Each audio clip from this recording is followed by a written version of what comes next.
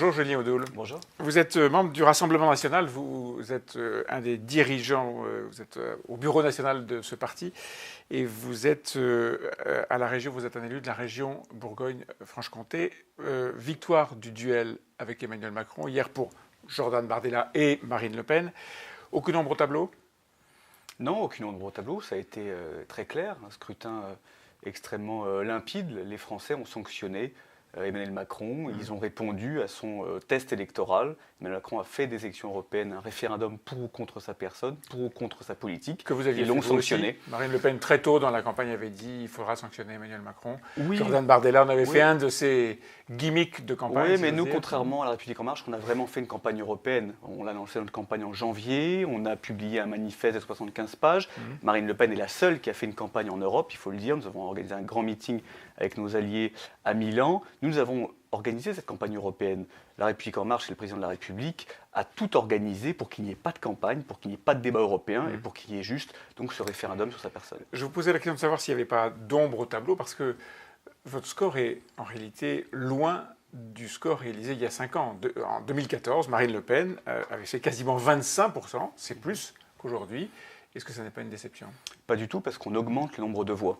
Oui, mais la part, part de voix, dans une élection, le principal n'est pas le nombre de voix, mais le pourcentage. Bien sûr, mais pour nous, ce qui est important, évidemment, c'est d'arriver en tête, de faire barrage à Emmanuel Macron, ce qui est chose faite. Et puis, ce qui est important aussi, c'est le groupe qu'on va pouvoir constituer avec nos alliés au niveau européen. On va en parler, mais encore une fois, comment est-ce que vous expliquez le fait que votre part de voix soit inférieure à ce qu'elle était il y a 5 ans? On l'observe parce qu'il y a une recomposition de la vie politique. Il faut savoir qu'aujourd'hui, la République En Marche a siphonné une partie de la gauche en 2017, là, clairement une partie de la droite, et donc même on joue avec le score des Républicains qui en pâtit.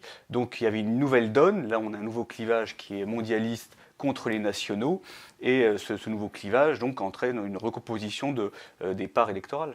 Les sondeurs disent tous qu'une partie de l'électorat qui s'est porté sur Jordan Bardella, Marine Le Pen, vient effectivement, comme vous le signaliez à l'instant, de la droite.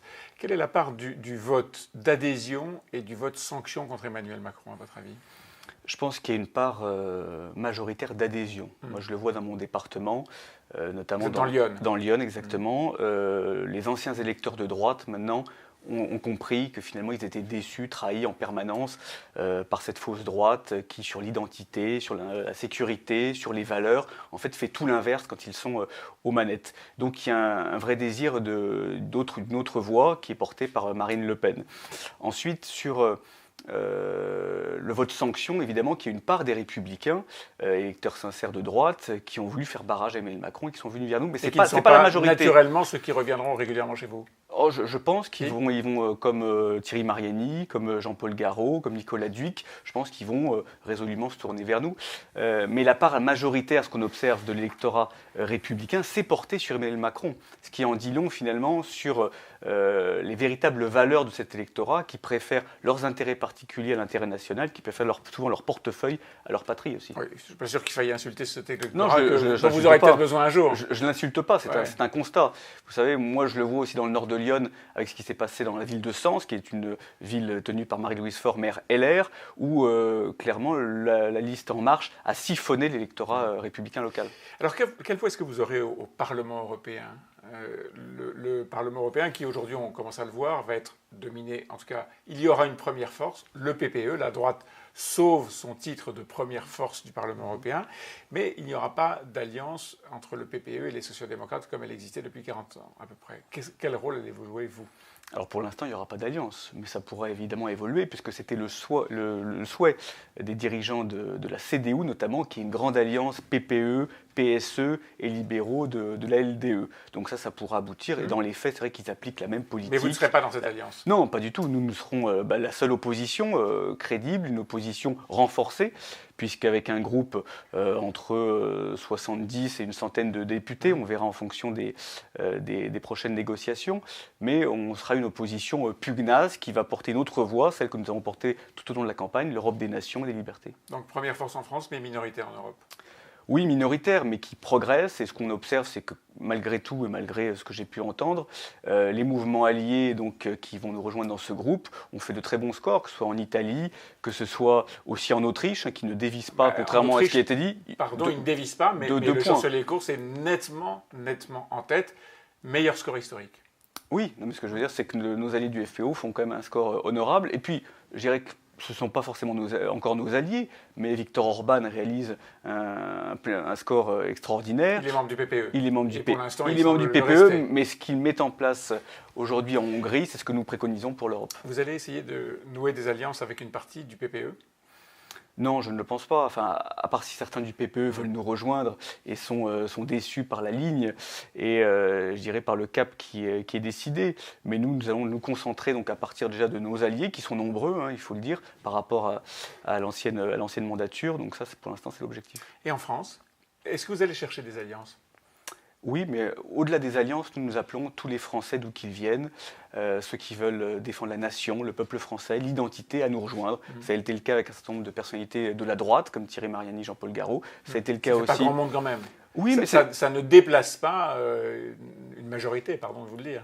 En tout cas, sur le terrain, il y a un certain nombre d'électeurs qui nous ont rejoints alors qu'ils avaient des votes antérieurs différents. Dans une élection qui est traditionnellement favorable à des mouvements comme le vôtre, comme les Verts aussi, l'intérêt c'est de faire la somme de ceux qui sont pour une sortie de l'Europe ou pour une Europe très différente et la somme de ceux qui sont pour une Europe telle qu'elle est en l'améliorant aujourd'hui. Aujourd'hui, en France, il n'y a pas de majorité pour tirer un trait sur l'Europe. Quel enseignement tirez-vous de ça ? On ne voulait pas tirer un trait sur l'Europe, on voulait tirer un trait sur l'Union européenne. Donc c'est toute la nuance. Bon, il n'y a pas de majorité pour ça. Et ce qu'on observe, c'est qu'on a quand même gagné la bataille idéologique, que ce soit sur le protectionnisme, que ce soit sur les frontières, que ce soit sur la volonté de lutter contre la submersion migratoire. Finalement, toutes les listes l'ont fait d'une manière un petit peu déguisée, mais en tout cas, on a gagné sur ces thèmes-là.